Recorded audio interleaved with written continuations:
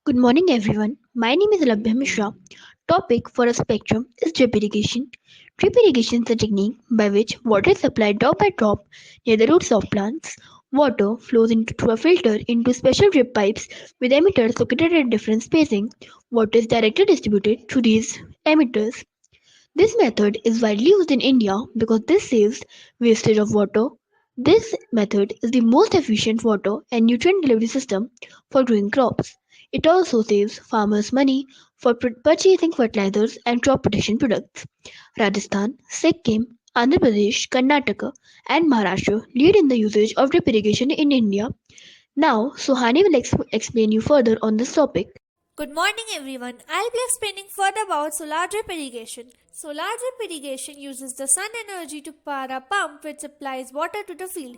It saves energy, it also reduces energy cost as well as contributes to rural electrification. This is our model of solar drip irrigation. Here is the solar panel which absorbs solar energy which is then converted to electrical energy. Then here is the MPPT, which means the maximum power point unit.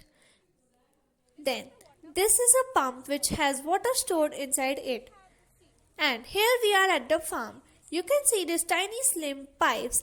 These pipes transport the required water to all the crops. Rajasthan, Bihar, Chhattisgarh and Haryana are the leading states of the solar drip irrigation. Modern drip irrigation began its development in Germany in the year 1860. My heartily welcome to one and all present over here. This is Samiksha Patrikar of class 8C. I am really grateful to my class teacher, Mr. Ayush Johri sir, and the school for giving me a golden opportunity to present my project for this exhibition. Let's start with it. So, our today's topic is verifying the identity a plus b plus c whole square. First, let me introduce you to the identity. The a plus b plus c whole square formula is used to find the sum of squares of three numbers without actually calculating the squares. A plus b plus c whole square formula is one of the major algebraic identities. A plus b plus c whole square can also be written as a plus b plus c into a plus b plus c. Using distributive property, we will get this expression.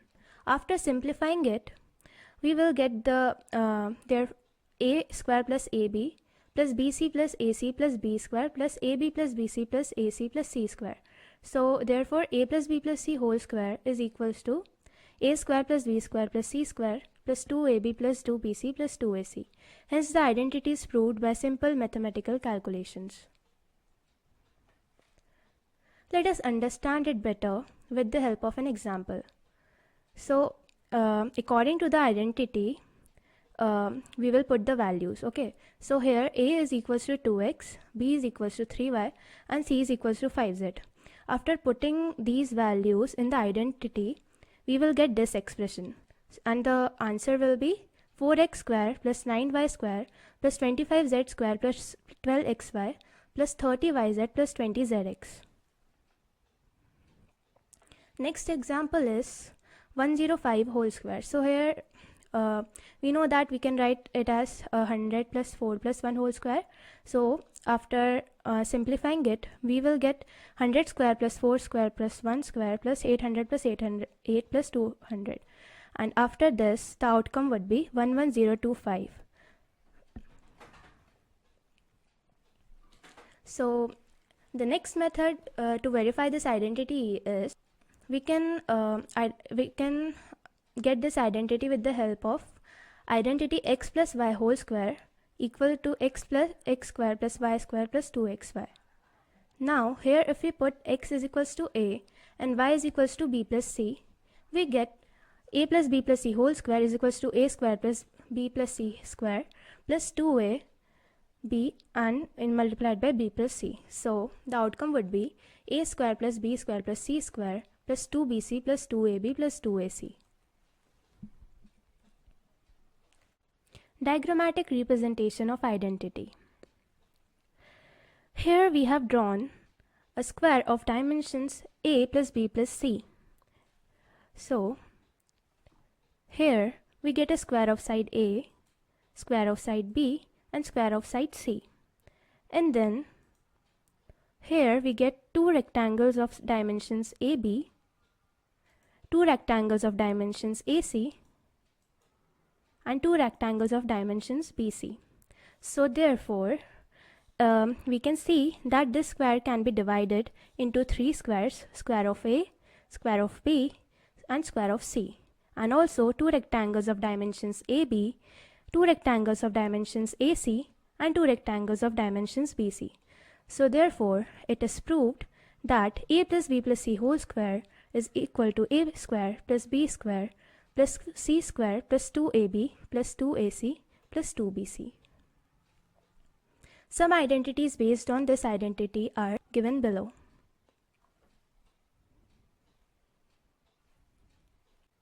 Thank you for listening to me so patiently. I hope this presentation would have added something new to your knowledge. Thank you very much.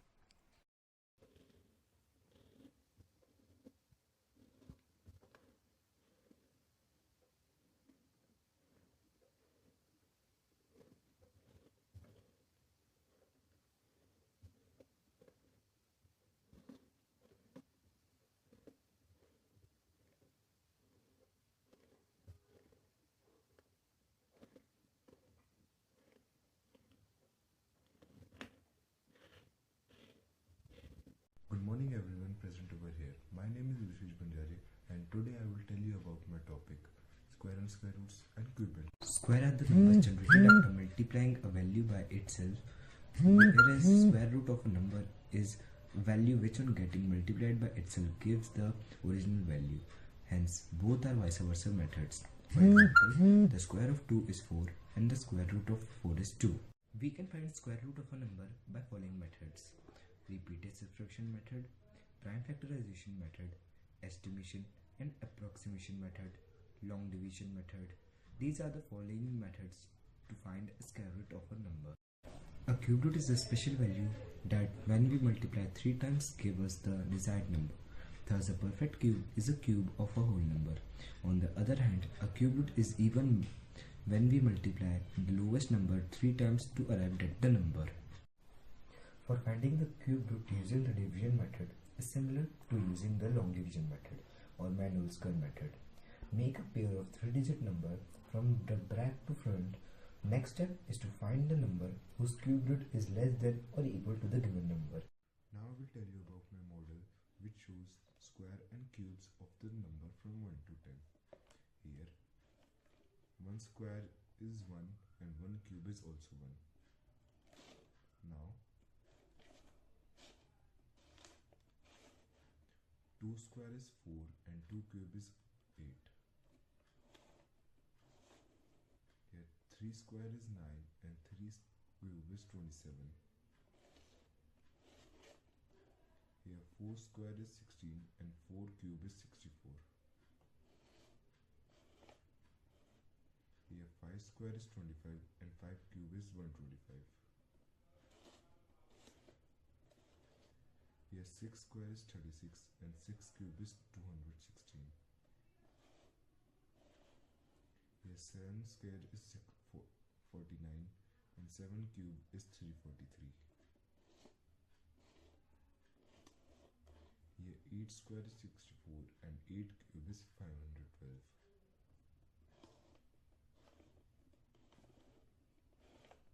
Here 9 square is 81 and 9 cube is 729.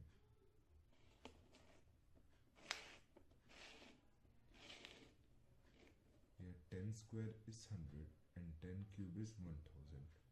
Thank you. A very hearty good morning to one and all present over here. I am Bhavishya Bhati, student of class 8, and today I am here to tell you about e-waste and show you some projects or models and some games that I have made using e-waste. So what is the full form of e-waste? The full form of e-waste is electronic waste. Any electronic waste, yes. When any electronic appliance or any object damages or it doesn't work, so it can be called an e-waste, such as an damaged computer keyboard, calculator, solar panel, etc. And when a e-waste, and then you might think that what is done with the e-waste. So then the e-waste is recycled. Its different parts are separated. And now I will show you my first model that I have made using e-waste. This I have made a phone stand. I have first taken a plastic bottle and cut it into two pieces. And then on one piece I have put one solar panel of calculator keys on this. And you will be thinking, what is this which is at the top?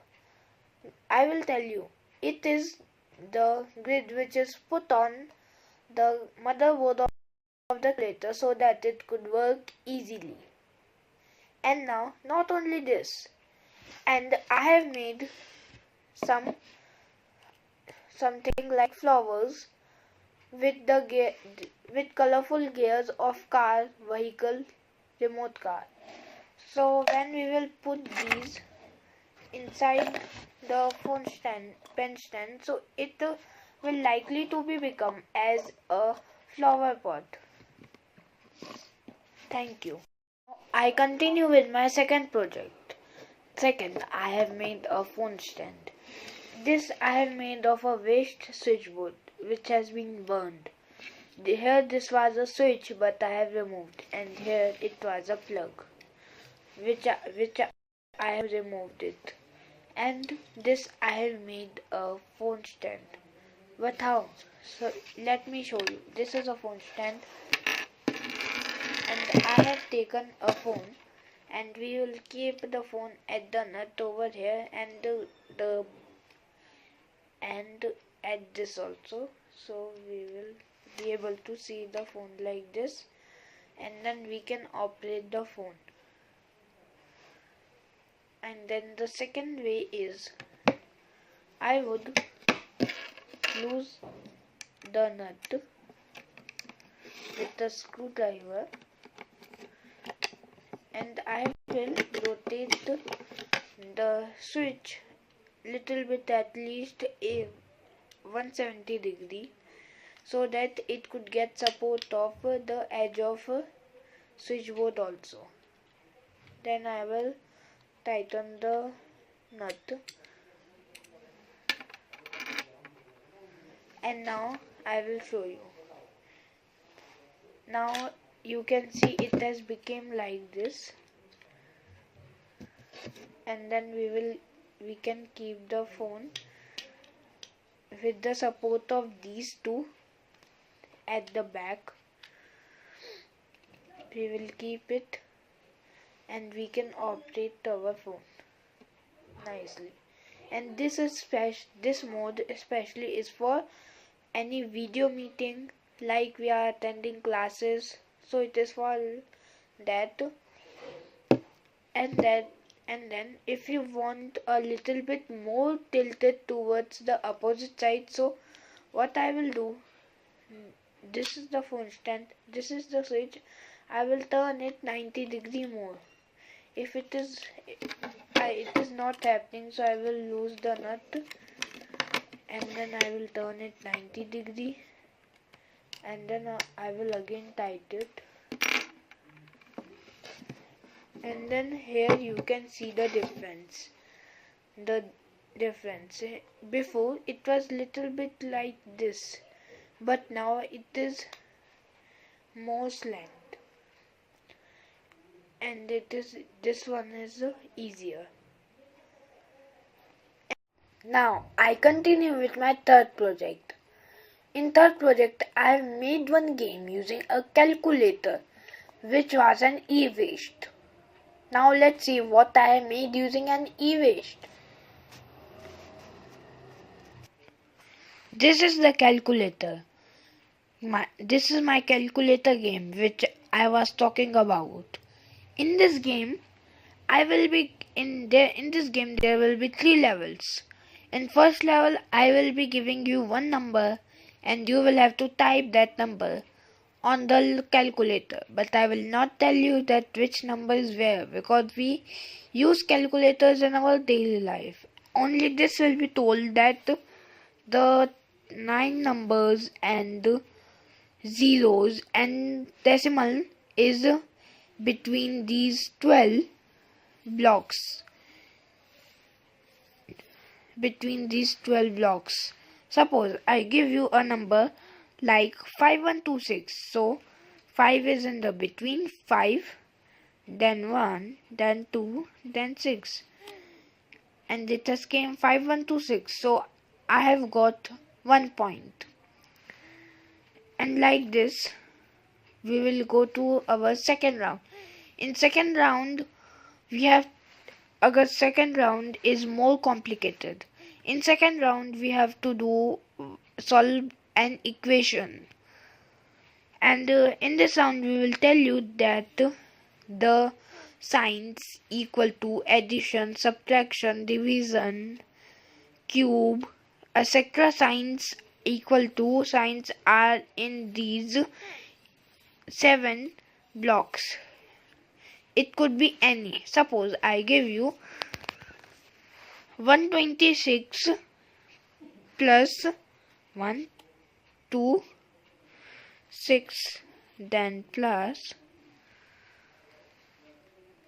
I will plus 126 plus 3, 1, 5, and then equal to. So the result has came 441, and this way you will get 1 point for second round. And then in the third round, you have to write a decimal number on it. We will tell you a decimal number. Suppose we will give you one number 126.1. So 126.1, and then if the decimal point is at correct place, so we will get 1 point again. And this was my calculator game. Good morning everyone, I am Akriti Ura of class 8F, and today for English Spectrum I am presenting the story A Christmas Carol. A Christmas Carol is a story written by Charles Dickens about a mean-spirited and selfish old man who hates Christmas.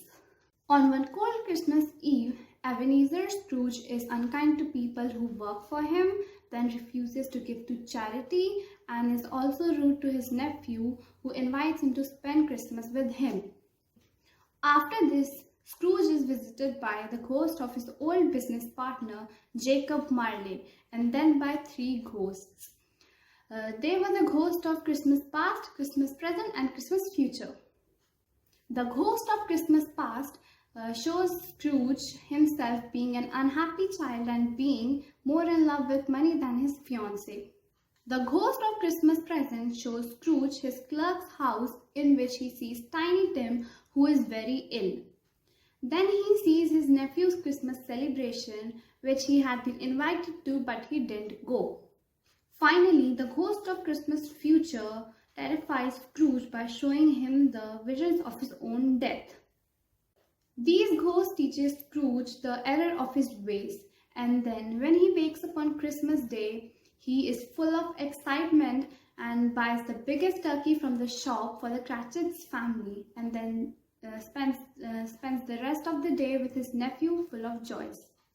This story is written by the author Charles Dickens. He has written some of the world's best fictional stories and is known as the greatest novelist of the Victorian era. The genre of this story is fiction, and the tone is sharp, mocking, sentimental, snippy, etc. This story takes place on a cold day of Christmas Eve at Scrooge's house. The motive of the story is greed, generosity, and forgiveness.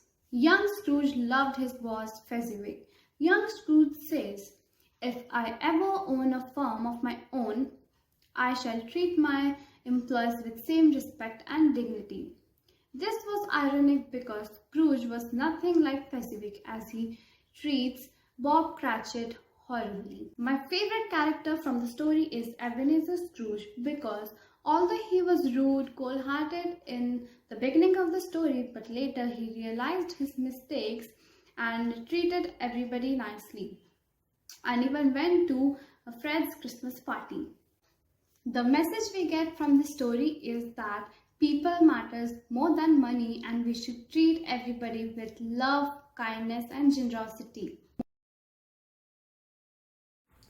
So hello everyone, my name is Advait Garg and I study in class 8B.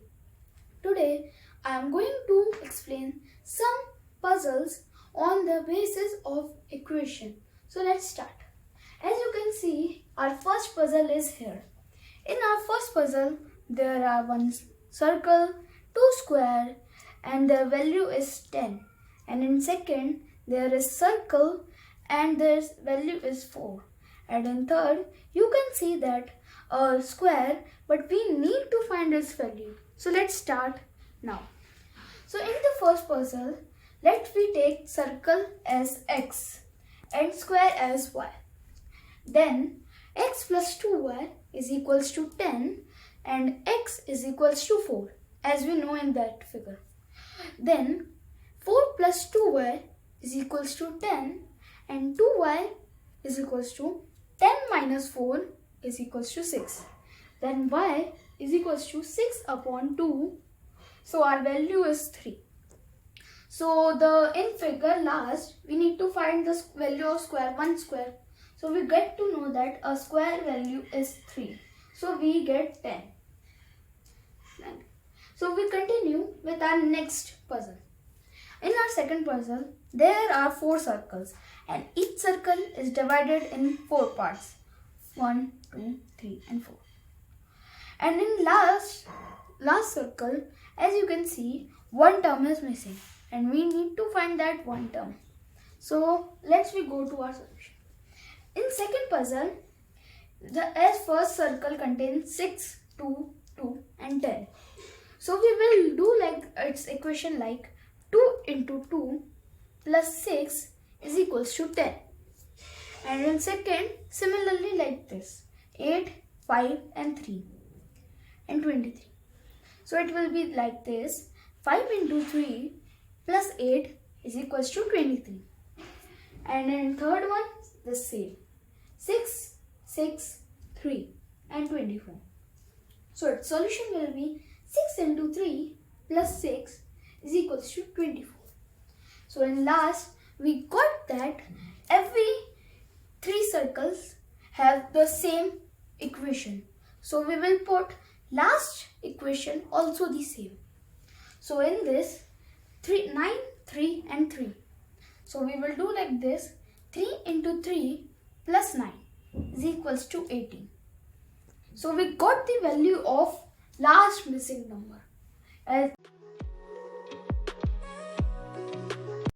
Bharat हमारा देश, हम सब बहुत गर्व के साथ कह सकते हैं हम भारतवासी हैं।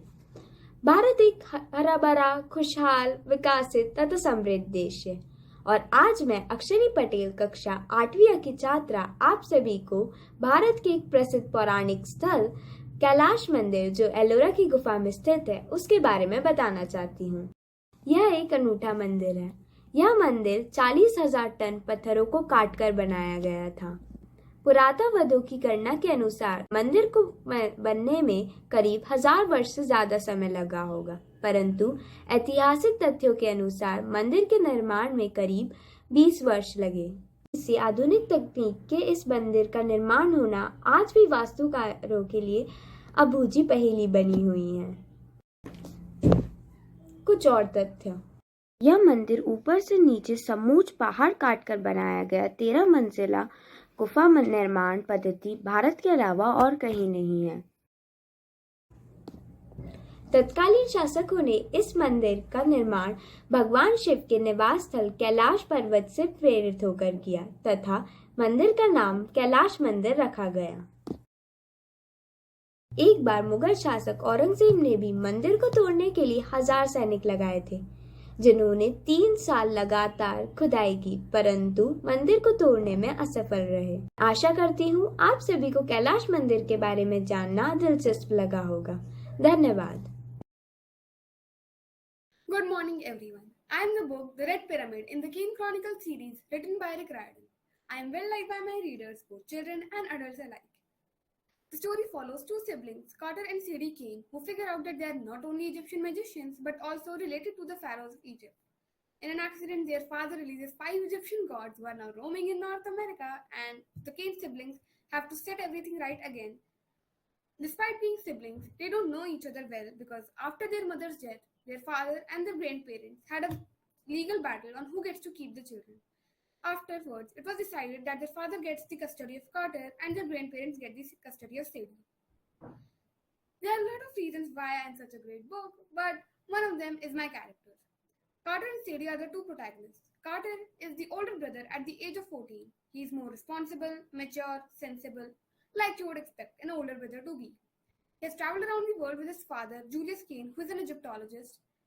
He wants a more stable and settled down life because of this, which is exactly the thing that Sadie has. Sadie has been raised as an English schoolgirl by her grandparents who live in London. She is more bold, reckless and sassy, and she wants more adventure in her life. And since both of them have the kind of life the other wants, this leads to arguments between them on who had a better life. But after Carter tells Sadie about how his life has been, then Sadie starts to wonder whether Carter had the better end of the stick or not. And also because they are siblings, they constantly argue, which is realistic. My side characters are great as well. Bast is an Egyptian goddess and she is very loving and caring. She cares a lot about the kings and she is grateful to their parents for freeing her from her prison. She cares a lot about Sadie and she has promised their father to protect her no matter what, and so she takes what's inside her cat Muffin, which is not known to Sadie at that time, but she later figures it out. There is no permanent setting in the book since, for the most part, Carter, Sadie and Bast are traveling, but notable places are in USA, Egypt, Paris and London. Wherever they go, there is always this sense of suspense and danger because something goes wrong in every place. When they are in Memphis, the Kanes are holding their breaths, waiting for something to go wrong, and because of that, so are the readers. And of course it does because they are the Kane family, and it does in every other place. Like, they get attacked in Brooklyn House, they get attacked in Washington DC, they get attacked in Memphis, they get attacked in Las Cruces, Sadie gets stuck as a kite in Paris, Iskander dies in Carillo, and their father disappears in London. So you get a picture of how messed up this journey is for the Kanes. There is one major plot twist at the end of the book, and that is, I don't want to spoil it completely for those who haven't read me yet, but mainly it is that the main villain of the series is not who we are expecting it to be, it is somebody else, even more dangerous. And I've given you the major highlights of why I am amazing, but if you want to know more, you can read the book yourself and experience it. Thank you. मुहावरे मुहावरा एक शब्दों का समूह है जो सामान्य शब्दों को छोड़कर विशेष अर्थ प्रकट करते हैं। मुहावरों के प्रयोग से भाषा रोचक बन जाती है। आइए देखते हैं कुछ मुहावरे। 1 और 11 एकता में बल, काला अक्षर भैंस बराबर, एकदम अनपढ़ होना। 9 2 11 होना, भाग जाना, ईद का चांद, बहुत समय बाद मिलना। आँख का तारा, अति प्रिय होना, थाली का बैंगन, विचार स्थिर न होना। धोबी का कुत्ता, न घर का न घाट का, कहीं का न रहना, जिसकी लाठी उसकी भैंस, शक्तिशाली की विजय। अंग अंग ढीला होना, बहुत थक जाना, आंख दिखाना, क्रोध से देखना। Father, it's my winter vacation going on. I want to go somewhere outside. I am bored sitting whole day at home. But child, we can't go anywhere due to this pandemic. Mom, please explain father that I want to go outside. I haven't stepped outside the home since past 2 months. Child, please try to understand. We will surely go once the situation becomes normal. Mom, Dad, but all my friends are going somewhere or the other and I am sitting here at home. Okay, so do you know something about your own city, Bhopal? Of course, there are DB Mall, Ashima Mall, New Market, but I'm tired visiting these places again and again. But child, there are many more places to visit at Bhopal, but you have not heard of them. Yes, come here. Let's see this interesting and informative video about our own city, Bhopal.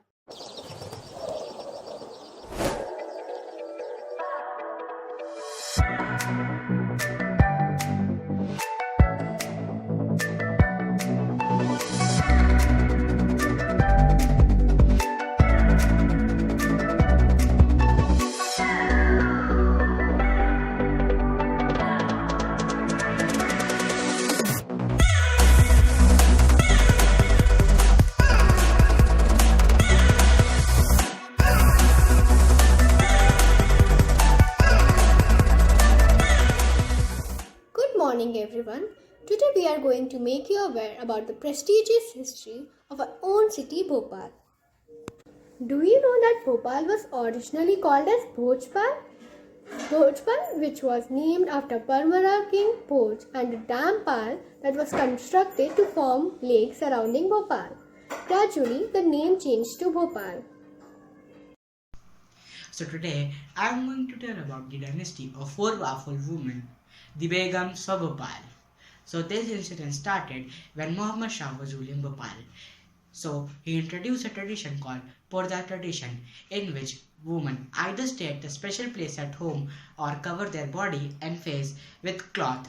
At that time, Qudsiya Begum was only 18-year-old and she sneezed control after the assassination of her husband.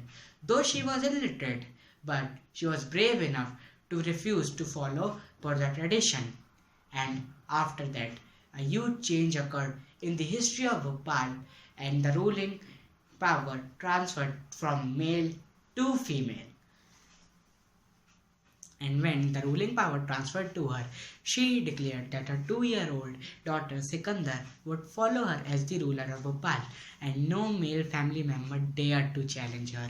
She was legendary for the care that she took for her subjects, eating her meal only after getting the news that all her subjects had taken the meal, and she invested in public works and for the build of monument.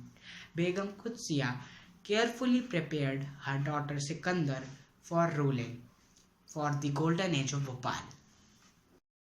Do you know, Qudsiya Begum also had a skill of writing codes which have a deep meaning, and one of them I present before you all. जिंदगी आखिरकार रुला ही देती है, फिर चाहे आप अपने माँ बाप के कितने ही लाडले हो. Gauhar Mahal is a magnificent architectural work in Bhopal. It was built by Qudsiya Begum in 1820 on the banks of Upper Lake.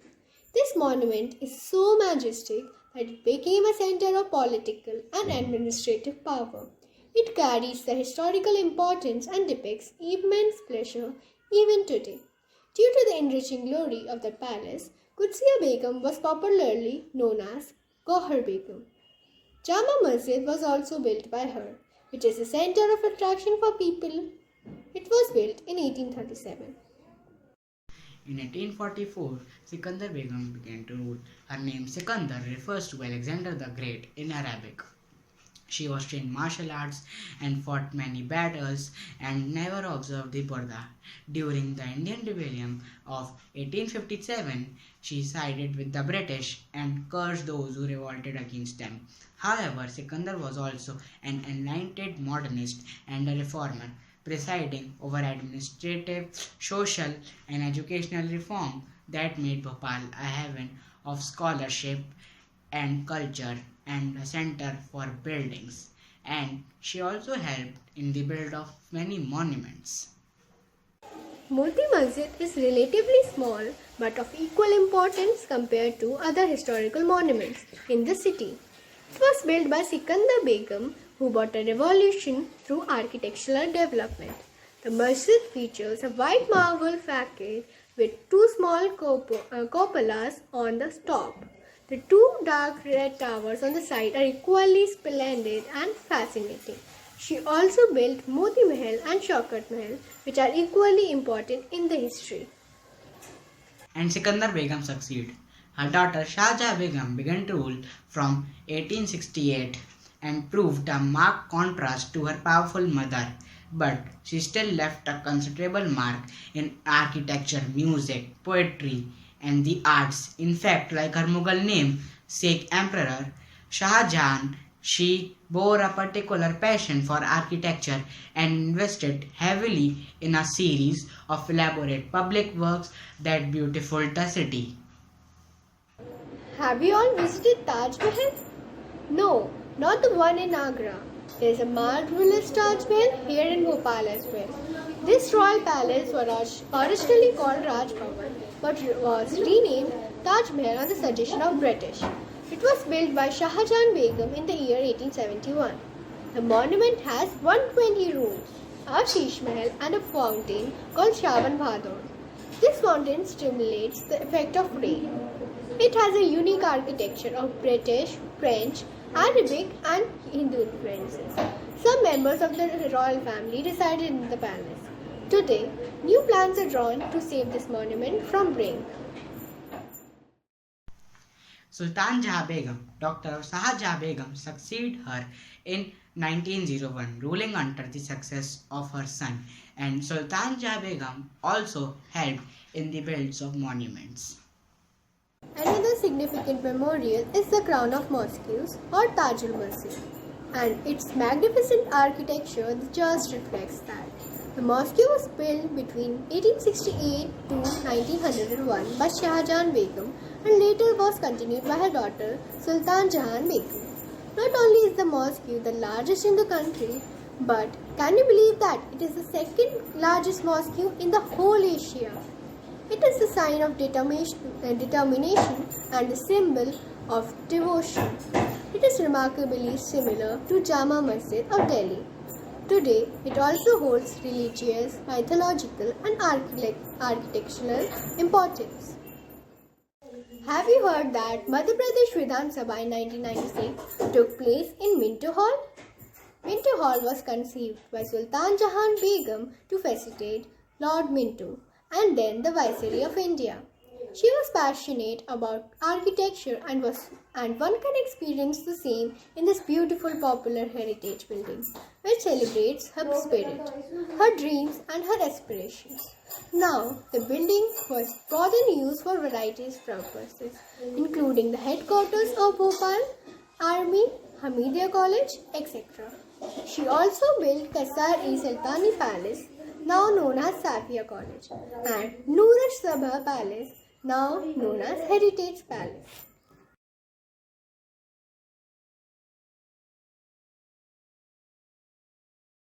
Do you know which is the most famous lake of Bhopal? Yes, you guessed it right.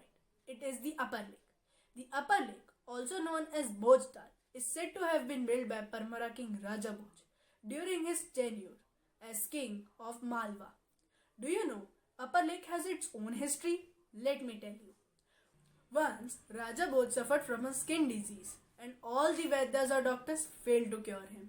But then one day, a saint told him to construct a lake to command 365 tributaries. Raja Bhoj called upon his engineers. They spotted a place near river Bedwa, which was about 32 kilometers away from Bhopal. But still there was a shortage. It had only 359 tributaries, but this shortage was also fulfilled. A Gond commander Kalia gave the name of Invisible River and merged all the tributaries. Thus, the number 365 was completed.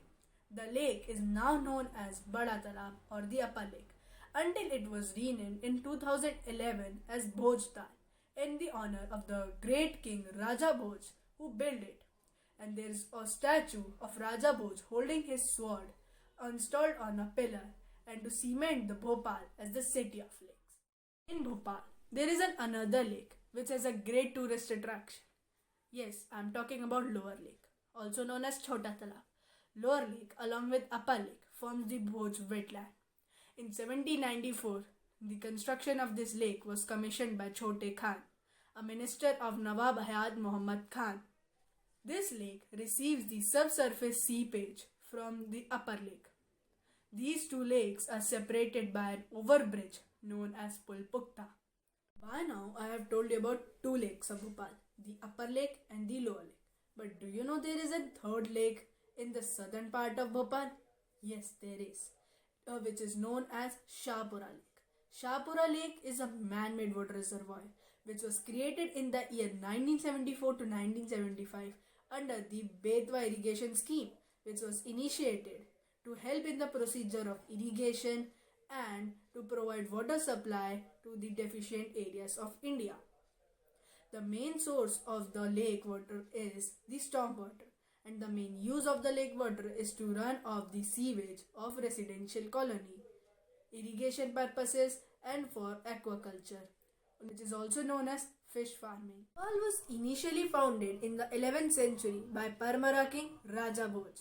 But there is a question in everybody's mind: how Bhopal get its existence? So let me tell you. In the early 18th century, Bhopal was a small village in the Gond kingdom. The modern Bhopal city was established by Dost Muhammad Khan. He was a Persian in the Mughal army. After the death of Emperor Aurangzeb, he started providing mercenary services to local chieftains to politically unstable Malwa territories. He then took on the leash over Barasi state and several other territories to establish the Bhopal state.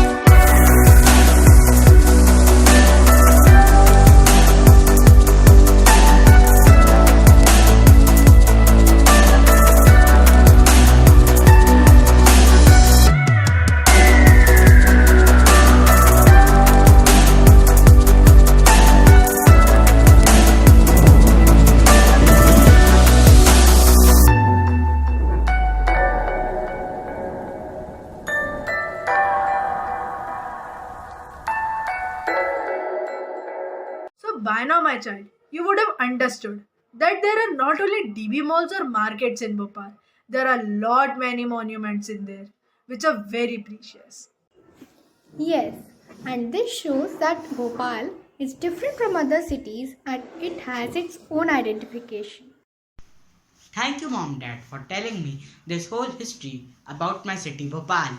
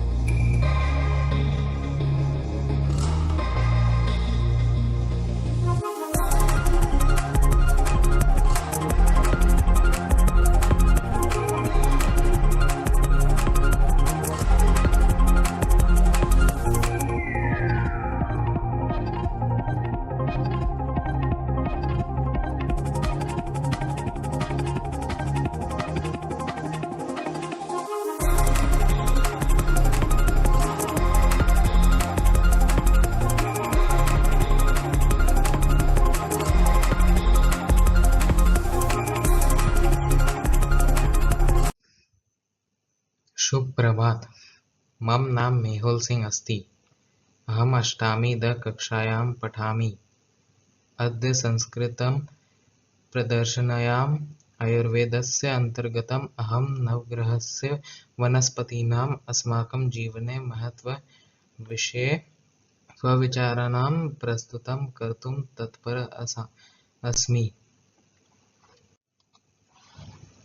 सूर्य आंकड़ा, वैदिक प्रगति, स्मृति शक्ति विकास।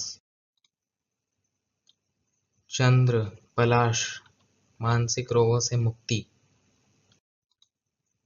मंगल खैर, इसके पूजन से रक्त विकार तथा रसायन रोग ठीक होते हैं। बुध उपामार्ग, इसके स्नान से वायव्य वधा का सामना व मानसिक संतुलन बना रहता है। गुरु पीपल, इसके पूजन से ज्ञान तथा भगवान विष्णु की कृपा बनी रहती है। शुक्र कुलर, पूजन से पूर्व जन्म के दोषों का नाश होता है। शनि, शमी। पूजन से धन वृद्धि, कार्य में प्रगति, मनोवांछित फल की प्राप्ति तथा वधायन दूर होता है। राहु, चंदन। पूजन से राहु पीड़ा से मुक्ति तथा सर्पदंशा भय समग्र होता है। केतु, अश्वगंधा। मानसिक विकलता दूर होती है। धन्यवाद। मम नाम नंदिनी नायर अस्ति। अहम् 8मीं कक्षायां पठामि। अद्य संस्कृतः प्रदर्शनायाम् आयुर्वेदस्य अन्तर्गतम् अहं विश्वस्य सर्वप्रथमं चिकित्सकः सुश्रुतस्य विषयेषु स्वविचारान् प्रस्तुतं कर्तुं तत्परः अस्मि। सुश्रुत प्राचीन भारत के महान चिकित्सा शास्त्री थे। इन्हें शल्य चिकित्सा का जनक भी कहा जाता है। इन्होंने आज से लगभग 2500 साल पहले प्लास्टिक सर्जरी की थी, जो कि हम भारतीयों के लिए बहुत गर्व की बात है। इनका जन्म 6ठी शताब्दी ईसा पूर्व में काशी में हुआ था। ये हिंदू धर्म के थे। सुश्रुत संहिता में सुश्रुत को विश्वामित्र का पुत्र भी कहा गया है और उन्होंने काशीपति दिवोदास से शल्य तंत्र का उपदेश भी प्राप्त किया है। सुश्रुत संहिता में शल्य चिकित्सा के विभिन्न पहलुओं को विस्तार से समझाया गया है। शल्य क्रिया के लिए सुश्रुत 125 तरह के उपकरणों का प्रयोग करते थे और यहाँ उपकरण शल्य क्रिया की जटिलता को देखते हुए खोजे गए थे। इन उपकरणों में विशेष प्रकार के चाकू सुइयां शामिल थे। उन्होंने 300 प्रकार की ऑपरेशन प्रक्रियाओं की भी खोज की और वह नेत्र शल्य क्रिया भी करते थे। सुश्रुत को टूटी हड्डियों का पता लगाने और उन्हें जोड़ने में विशेषज्ञता प्राप्त थी। सुश्रुत श्रेष्ठ शल्य चिकित्सक होने के साथ साथ श्रेष्ठ शिक्षक भी थे। इसके अतिरिक्त सुश्रुत को मधुमेह व मोटापे के रोग की भी विशेष जानकारी थी। इस प्रकार सुश्रुत ने हमारे इतिहास में कई विद्वान काम किए। धन्यवाद। सुप्रभात। मैं नित्या नाइक कक्षा 8वीं द से आज आप सभी के समक्ष कृष्ण पक्ष के बारे में जानकारी प्रस्तुत कर रही हूँ। कृष्ण पक्ष क्या है? हिंदी महीनों के अनुसार हर एक महीने को 2 पक्षों में बांटा गया है। पहला है शुक्ल पक्ष और दूसरा है कृष्ण पक्ष। कृष्ण पक्ष की शुरुआत जिस दिन पूर्णिमा होती है उसके अगले दिन से होती है, जो अमावस्या तिथि के आने तक 15 दिनों तक रहती है। इन दिनों में चांद छोटा होता चला जाता है। कृष्ण पक्ष में आने वाली तिथियां हैं प्रतिपदा, द्वितीया या दूज, तृतीया या तीज, चतुर्थी या चौथ, पंचमी, षष्ठी या छठ, सप्तमी, अष्टमी, नवमी, दशमी, एकादशी या 11, द्वादशी, त्रयोदशी या 13, चतुर्दशी या 14 और अमावस्या। कृष्ण पक्ष के पीछे की पौराणिक कथा। पौराणिक ग्रंथों के अनुसार दक्ष प्रजापति ने अपनी 27 बेटियों का विवाह चंद्रमा से कर दिया। यह 27 बेटियां स्त्री नक्षत्र हैं, लेकिन चंद्र केवल रोहिणी से प्यार करते थे, इसलिए स्त्री नक्षत्रों ने अपने पिता से शिकायत की। दक्ष प्रजापति के डांटने के बाद भी चंद्र ने रोहिणी का साथ नहीं छोड़ा। तब चंद्र पर क्रोधित होकर दक्ष प्रजापति ने उन्हें क्षय रोग का शाप दिया, जिसमें चंद्र का तेज धीरे धीरे कम होता गया। कृष्ण पक्ष की शुरुआत यहीं से हुई। कृष्ण पक्ष में मनाए जाने वाले त्योहार। महाशिवरात्रि, जो माघ माह के कृष्ण पक्ष की त्रयोदशी पर मनाई जाती है। कृष्ण जन्माष्टमी, जो भाद्रपद माह के कृष्ण पक्ष की अष्टमी पर मनाई जाती है। करवा चौथ, जो कार्तिक माह के कृष्ण पक्ष की चतुर्थी पर मनाई जाती है। और धनतेरस, जो कार्तिक माह के कृष्ण पक्ष की त्रयोदशी पर मनाई जाती है।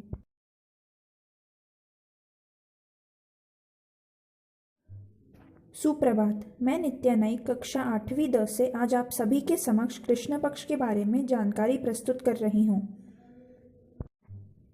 कृष्ण पक्ष क्या है? हिंदी महीनों के अनुसार हर एक महीने को 2 पक्षों में बांटा गया है। पहला है शुक्ल पक्ष और दूसरा है कृष्ण पक्ष।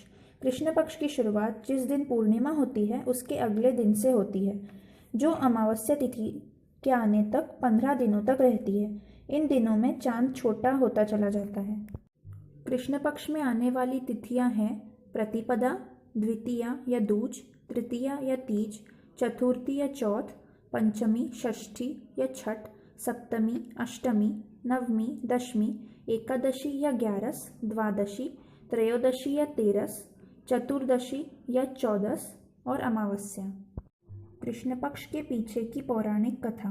पौराणिक ग्रंथों के अनुसार दक्ष प्रजापति ने अपनी 27 बेटियों का विवाह चंद्रमा से कर दिया।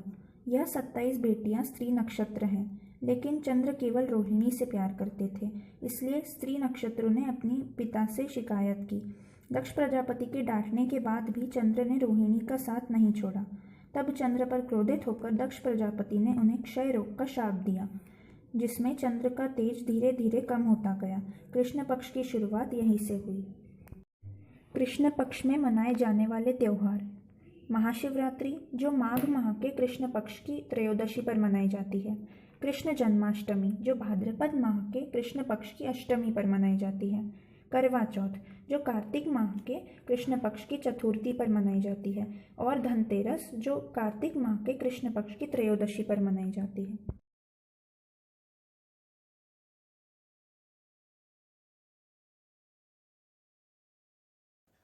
I am the novel The Dark Matter.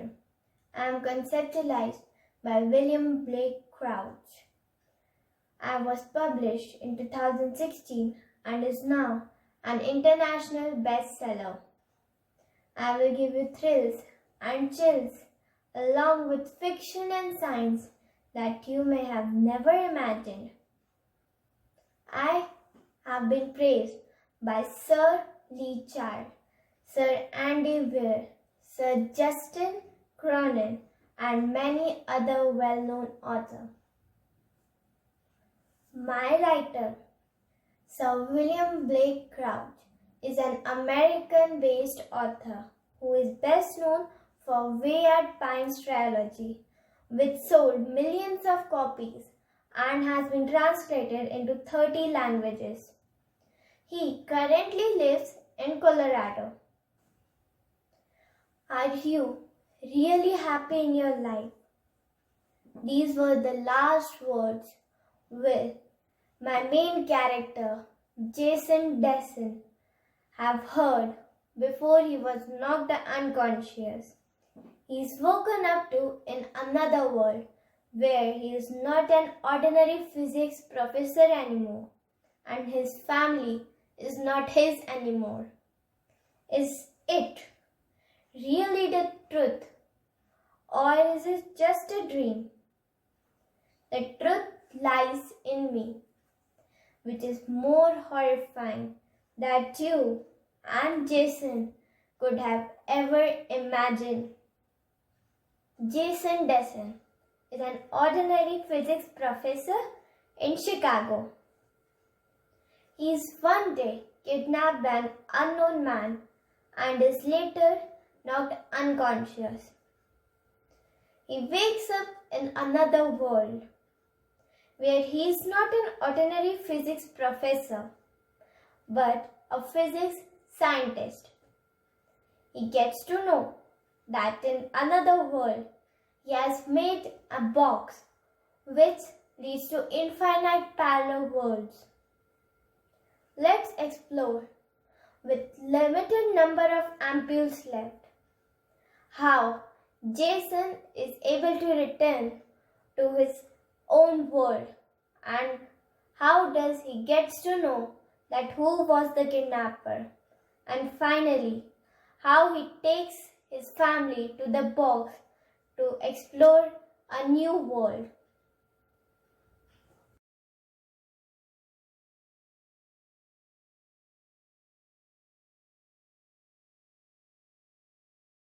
Takshashila विश्वविद्यालय वर्तमान पाकिस्तान के रावलपिंडी से 18 मील उत्तर की ओर स्थित था।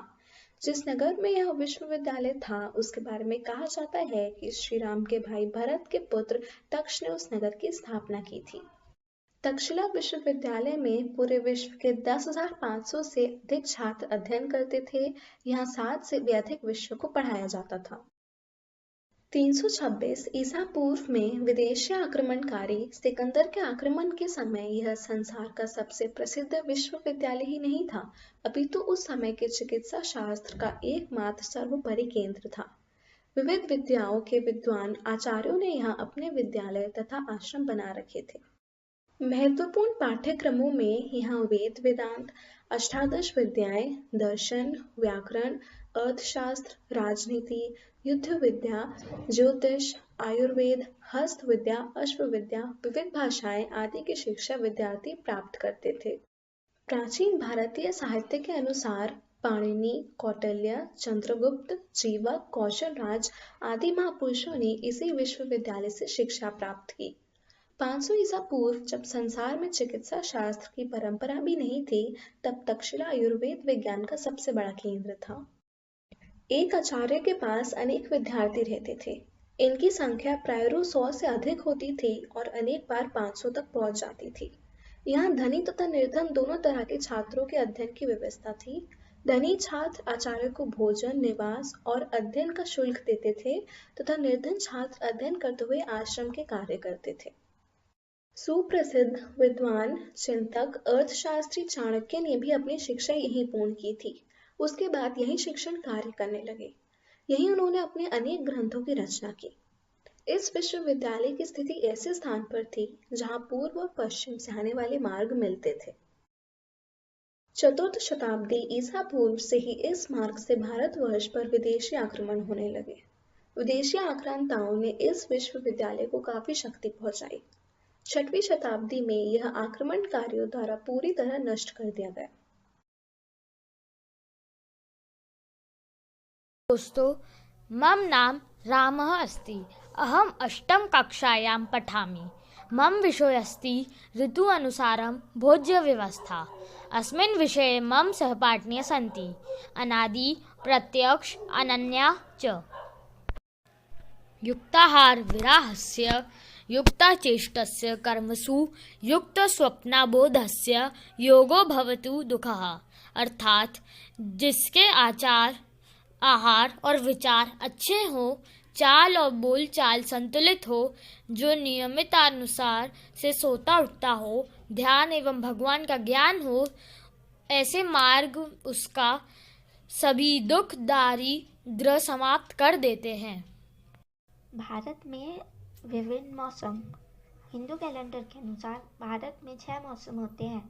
वे इस प्रकार हैं: वसंत मार्च से मई, ग्रीष्म मई से जुलाई तक, वर्षा जुलाई से सितंबर, शरद सितंबर से नवंबर, हेमंत नवंबर से जनवरी, शिशिर जनवरी से मार्च। वसंत। इस मौसम में ताज़ा, हल्का और आसानी से पचने वाला भोजन करना चाहिए। मूंग, चना और जौ की रोटी, पुराना गेहूं और चावल, जौ, राई, भीगा व अंकुरित चना, सरसों का तेल आदि का सेवन करें। सब्जियों में लहसुन, पालक, केले के फूल, जिमीकंद व कच्ची मूली, पीपल, काली मिर्च, हरण, आंवला, धान की खीर, खस का जल, नींबू आदि का सेवन करें। इस मौसम में मौसमी फलों और शहद का सेवन भी ज़रूर करें। पानी अधिक मात्रा में पिएं। कफ को कम करने के लिए उंगली डालकर उल्टी करें। ग्रीष्म, जो समर के नाम से जाना जाता है और होता है मई से जुलाई तक। गर्मियों के मौसम में हमें हल्का, चिकना और आसानी से पचने वाला भोजन करना चाहिए। ठंडे तरल पदार्थों का सेवन करना इस मौसम में अधिक लाभकारी होता है, जैसे चीनी, घी, दूध व मठे का सेवन। छाछ में पिसा जीरा व थोड़ा नमक मिलाकर पीना गर्मियों के मौसम में बहुत लाभकारी होता है। सब्जियों में बथुआ, परवल, पके टमाटर, छिलके सहित आलू आदि का सेवन करें। दालों में छिलका रहित मूंग, अरहर और मसूर की दाल का सेवन करें। फलों में तरबूज, मीठा खरबूजा, मीठा आम, संतरा और अंगूर का सेवन करें। वर्षा, जो मानसून के नाम से जाना जाता है और होता है जुलाई से सितंबर तक। वर्षा ऋतु में हल्के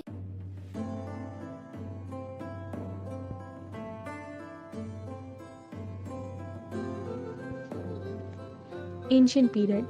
In the prehistoric times, the region was inhabited by the primitive people. Fossils, prehistoric paintings, and sculptures are the evidences of their presence in the region. The early tribes used to live in caves or on the banks of the river. They were dependent upon hunting for food. They used stone tools for hunting.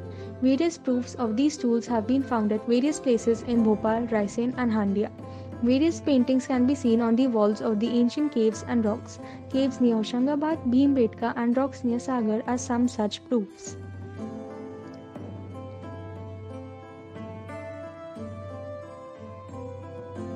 The early civilization used copper and stone. It flourished around 2000 BC in the valley of Narmada. Maheshwar, Ujjain, Sagar, Indore, Todi, etc. were some major areas of the civilization. The archaeologists have found many things like stone and copper tools, pottery, utensils, beads, clay pots, etc. from these areas. In Balaghat and Jabalpur, copper utensils and tools were found. The various tools and agriculture equipment found show that the people of the civilization were dependent not only upon hunting, rather they practiced agriculture too. Besides agriculture, they knew the art of pottery, made tools and stored their agriculture produce. It is also found that they domesticated animals.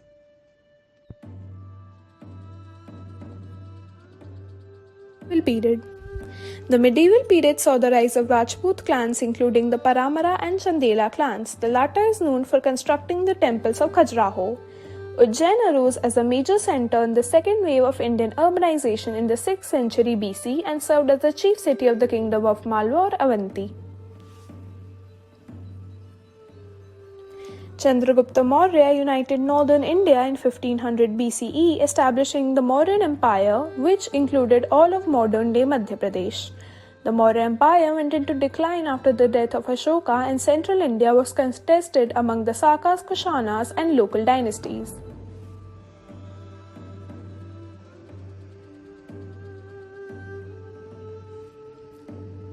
Ujjain emerged as the predominant commercial center of western India from the 1st century BCE, located on the trade routes between the Ganges plain and the India's Arabian seaports.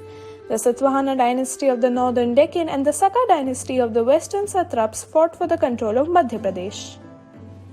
The South Indian king Gautamiputra Satkarni inflicted a crushing defeat upon the Saka rulers and conquered parts of Malwa or Gujarat. The Parivrajaka and the Uchakalpa dynasties ruled as feudatories of the Guptas in Madhya Pradesh. Northern India was conquered by the Gupta Empire in 4th and 5th centuries, which was India's classical age.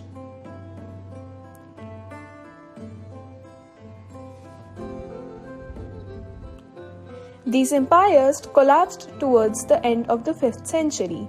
The attacks of the Heptalites or White Huns brought about the collapse of the Gupta Empire, and India broke up into smaller states. The medieval period saw the rise of Rajput clans, including the Paramaras of Malwa and Chandelas of Bundelkhand. Rajput clans. The Paramas ruled between the 9th and 14th century CE. The Chandelas ruled between the 9th and 13th century. Malwa Sultanate. The Sultanate of Malwa was founded by Dilawar Khan Ghuri, the governor of Malwa for the Delhi Sultanate, who asserted his independence in 1392 but did not actually assume the ensigns of royalty till 1401.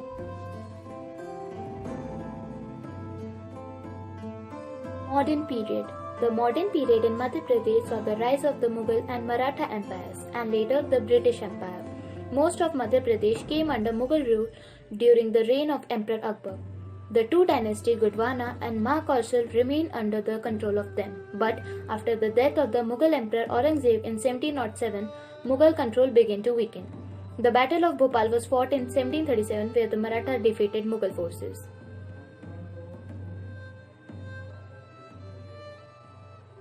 The Shindes of Gwalior ruled most of the Gid region. The Holkars of Indore ruled much of Malwa. Bhopal was ruled by a Muslim dynasty descended from the Afghan general Dost Muhammad Khan. Maratha expansion was checked out at Third Battle of Panipat. The Third Anglo-Maratha War left the British supreme in India. Most of Madhya Pradesh, including the large states of Indore, Bhopal, etc., became the princely state.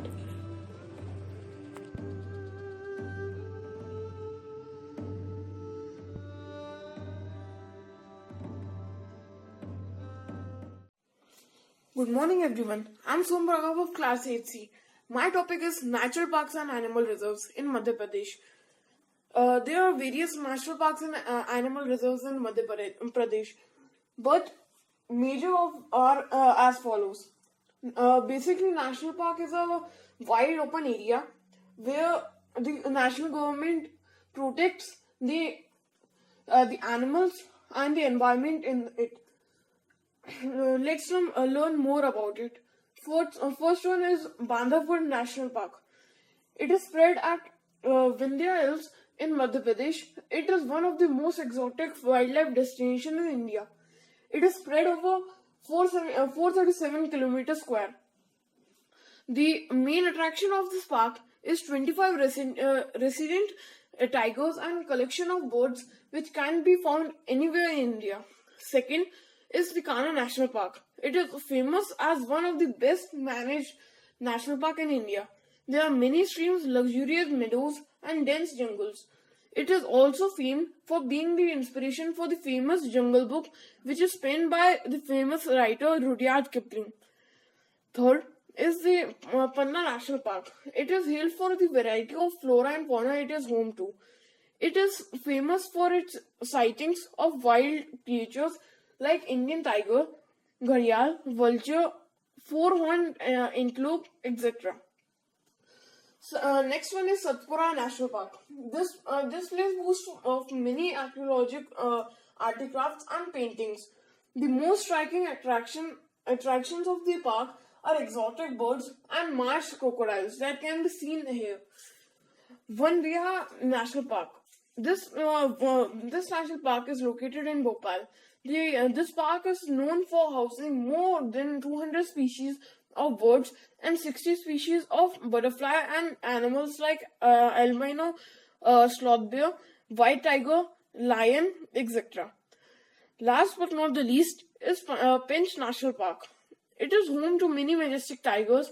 It also offers a wonderful escape for wildlife lovers. It is named after the river Pench that flows through, dividing the park into two equal parts.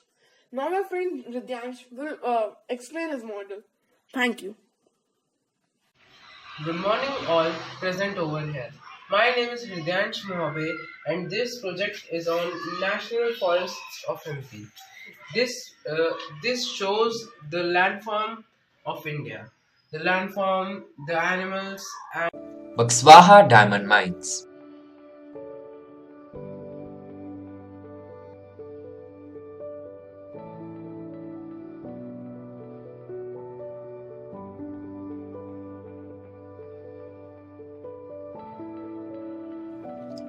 The lives of the animal living in the forest will be endangered due to massive deforestation. The forest ecosystem will be significantly damaged due to habitat destruction, man-animal conflict, and the setting up of infrastructure in the environmentally sensitive region. The government permitted a land of about 64 hectares for the mining, later demanded by the contractor to mine about 364 hectares of land, which would be covering roughly around 2 lakh trees. The forest products are the main source of income for some of the tribes living there. This project would not only clear a vast area of forest, but will also require 5.9 million cubic meter of water every day, which would drain the water resources of the already water-scarce area. The forests of Buxwaha located near the site are home to tigers, leopards, Indian foxes, sloth bears, and other wildlife. This project would require a huge investment of 2,500 crores. It is believed that about 34.40 million carat of diamond can be extracted from this project, which can make this mine one of the biggest in Asia. The diamond mining project in the Bundel region is taken up by Aditya Birla Group's Mining and SL Industries. This project was started in January 2004 when an Anglo-Australian mining giant named Rio Tinto Exploration India Private Limited discovered that underneath the Buxwaha forest area, there was a large deposit of diamond. This project would be helpful in the economic growth of our country and will also provide work to many people living nearby.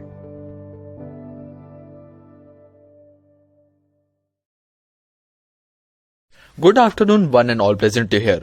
I, Soham, my friend Laksh, and Adarsh of class 8B have got an golden opportunity to represent our class in Spectrum for social science subject. The topic provided to us is mining in Madhya Pradesh. So what is exactly mining? Mining is a process of the extraction of minerals which are buried under the earth's surface. So basically, we can classify mining into 4 types. First, open cast mining, second, shaft mining, third, drilling, and fourth, quarrying. Further, I would like to delineate Madhya Pradesh on the basis of minerals found in it. Madhya Pradesh is the third most mineral-rich state of India. Madhya Pradesh ranks 4th in the production of minerals in India. The only working mines of diamond in India in Panna district of MP. Thickest coal seam of Asia lies in the Singrauli coal field in the Madhya Pradesh. India's largest open cast copper mine is at Malaj Khand in Balaghat district of MP. Madhya Pradesh is the leading producer of diamond, slate, copper, dolomite. In this slide, you are addressed with a table which shows minerals found in Madhya Pradesh. It shows production rate and the unit of production. Now my friend Laksh would further continue to guide you by addressing the minerals found in. Good afternoon everyone. I Laksh Agarwal of class 8B would further like to continue to guide in the way. You can notice a map in this slide. This map of Madhya Pradesh which shows different minerals located in different districts of Madhya Pradesh. Now we will talk about minerals found in Madhya Pradesh. The first mineral we will talk about is iron ore. MP produces 1000 tons of iron per year and stands fixed in the production of iron in the country. The next mineral we will talk about is coal. Madhya Pradesh stands 4th in the production of coal. Madhya Pradesh produces 1000 tons of coal which are mainly extracted from the lower Gondwana rocks. The next mineral is copper. Madhya Pradesh stands first in the production of copper which are mainly extracted from metamorphic rocks. The good quality of copper is produced by Hindustan Copper Limited Company. The next mineral is bauxite. Madhya Pradesh stands 5th in the production of bauxite and it is found in Plateau of Deccan Tract. 1000 tons of bauxite are produced every year in MP. The next mineral is diamond. State is proud of having only active diamond mine in the country. National Mineral Development Corporation Limited is the only mechanized diamond mine company in the country. The Panna district has the only active mine of diamond. Now my friend Adarsh would further like to guide you to the model of mining. Good afternoon everyone. Now I will explain you the model of mining. This is a dozer and this is a weighbridge. This is a coal yard in which workers come from bunker and dump the coal into the yard. Now this is a CM machine which is also called as continuous miner machine. This is a inclined first which is a path on which the workers go down to the underground mining area. This is a system which we have made to show the underground mining. Now you can see the haulage from which workers go down for mining. These are the coal pillars which you can see. This is a permanent stopping which is used to see old abandoned working areas of the mining. These are the drill holes and this is a drill machine we have made. In these holes we charge them and blasting is done there. This is a temporary stopping which is used in emergency. This is a conveyor on which coal is loaded and transported to the bunker. These are the galleries and junctions. You can see that. Now we have shown you the full underground mining and how it is done. The coal goes through the bunker, so you can see some coal there. It gets loaded and goes to the coal yard. It goes through weighbridge, gets stored into the dumper and gets transported. This is a fan room we have made for the ventilation in mining area. This was our model of mining in MP. Thank you. Greetings fellow bookworms. Today I am taking you on a wonderful trip to the setting of a story in a beautiful place called Narnia. A land of talking animals and mythical creatures that is ruled by the evil White Witch. In the frame story, 4 children who are Peter, the eldest, Suzanne, Edmund and Lucy are relocated to an old country house following a wartime evacuation. The youngest, Lucy, visits Narnia 2 times alone and with her 3 siblings for the 3rd time via the magic of a wardrobe in a spare room. In Narnia, the siblings seem fit to fulfill an old prophecy and find themselves adventuring to save Narnia and their own lives. The lion Aslan gives his life to save one of the children. He later rises from the dead, vanquishes the White Witch, and crowns the children as the kings and queens of Narnia. Here I am telling you about my story, The Lion, the Witch, and the Wardrobe from the Chronicles of Narnia. Written by my beloved author, C.S. Lewis, and published in 1950, I share a fantasy novel. Our author dedicated this story to his goddaughter, Lucy Barfield. The most significant theme in our story is Christianity. As the rightful king of Narnia, Aslan sacrifices himself for Edmund, a traitor who may deserve death, in the same way that Christians believe that Jesus sacrificed himself for the sinners. Furthermore, the characters in our story are Peter, Suzanne, Edmund, Lucy, Professor Aslan, Mr. Tumnus, Mr. and Mrs. Beaver, the White Witch, and Margaret. However, the most liked character from the story is Aslan. Moreover, due to the fact that I am the most liked books among all the series of the Chronicles of Narnia, our author described the origin of our story and said, it all began with a picture of a fawn carrying an umbrella and parcels in a snowy wood. This picture had been in my mind since I was about 16. Then, one day, when I was about 40, I said to myself, let's try to make a story about it.